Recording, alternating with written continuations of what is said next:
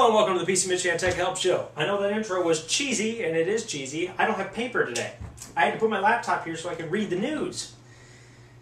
Paperless, I guess I'm going green. So tell all of your friends that I am completely charitable and I love nature.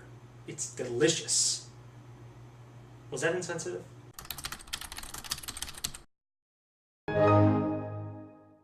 Yeah, it's time for the news. And I know, you're like, why is he still doing news? Don't worry, the tutorials, I'm working on them. I really am.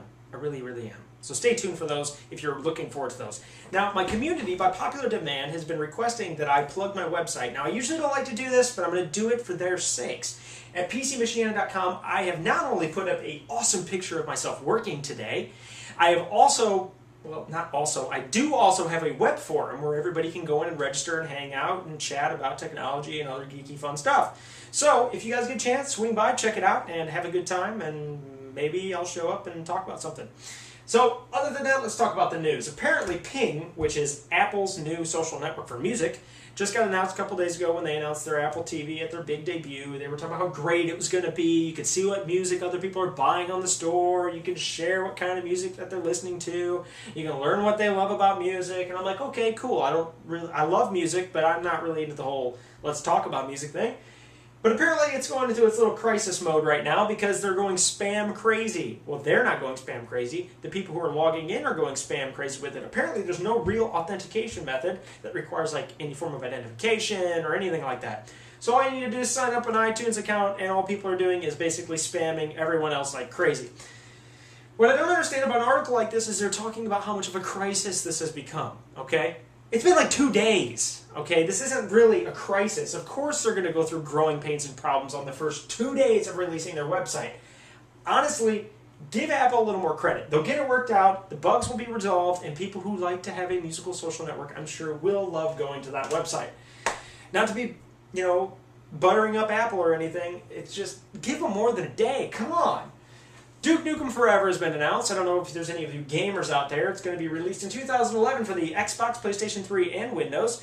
Duke Nukem, I always think, wanna dance, shake it baby. And it also is the first-person shooter I played at Cedar Point with the huge gargantuan 3D glasses. And it's the first-person shooter that I played where I could piss in a toilet.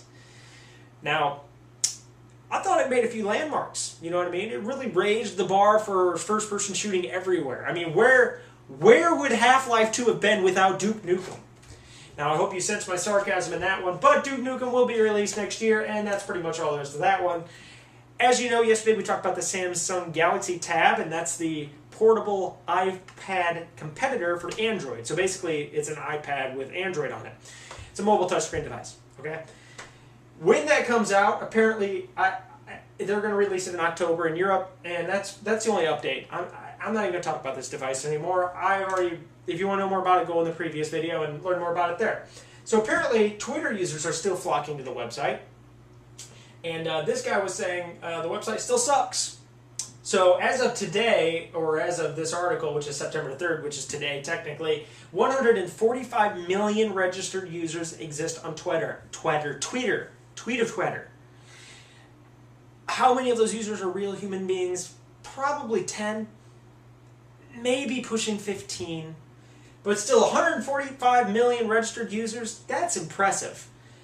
Considering the website does suck. I'm actually going to have to agree with this guy. He says, basically, why is it that in order to use Twitter, I always have to use a third-party app? See, I use CoTweet, which I actually used because I heard about it from Chris Perillo. But CoTweet actually is the only way I can process the information. It actually organizes it in a way. Now, why is it Twitter can't organize itself in a way where it's understandable? Even on my phone, I had to download a separate app so I could organize Twitter in a non-insane way.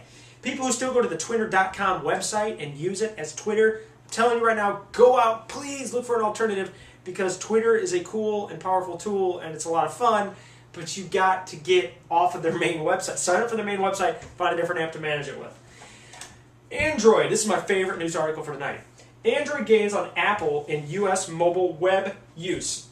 Basically what this is saying is more people today are using the Android operating system to surf the internet, which is basically the mobile Android, your mobile device Android operating system. than people using the iOS, which is the iPhone and iPad OS. We're talking a significant change here. According to this graph, it is almost a 15 to 16% drop in usage for the iOS and a 15 to 16% increase of usage in the Android OS. That's over the period of May 2009 to August 2010. May, June, July, August. That's what? 4 or 5 months? That's 5 months. It's a 15% change. Android is starting to dominate this mobile market, and honestly, I think Apple had it coming.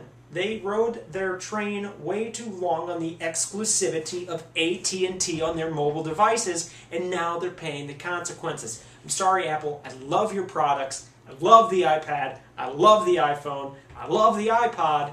But you rode that train for way too long, and you pissed a lot of people off, and now it's coming back to haunt you.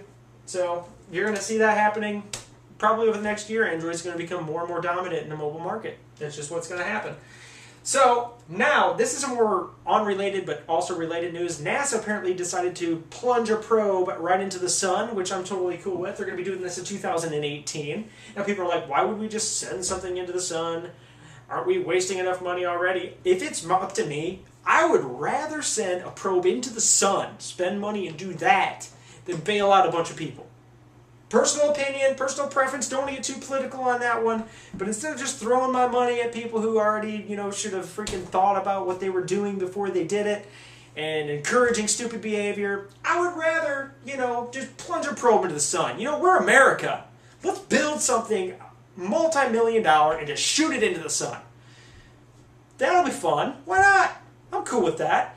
Anyways, they're not actually doing that. This is a really cool article because it goes on to say to keep the craft safe as it nears the sun, where temperatures can exceed 2,550 degrees Fahrenheit and blast from intense radiation, it will feature a revolutionary carbon composite heat shield.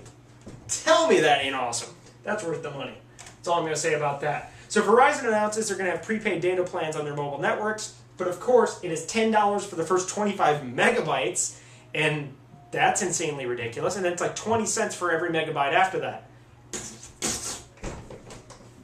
That's all I got to say about that. That's just insanely expensive to me. And lastly, on more irrelevant news, Facebook moves into Twitter's turf by having a following option where you can follow people. Now, I don't understand this. Isn't that the whole point of adding friends and having the status update page? You tell me. Is it good that all these social networks are trying to be the same? I always thought it would be better if we had multiple social networks all tied together, each one doing its own thing very well. Anyways, that's all there is to this episode for today. As always, thanks for stopping by. Don't forget to leave comments and ratings, and swing by the website, check out the awesome picture, and leave a comment there. Or sign up for the forum and start a discussion, and just tell me your questions if you have them. Thanks again.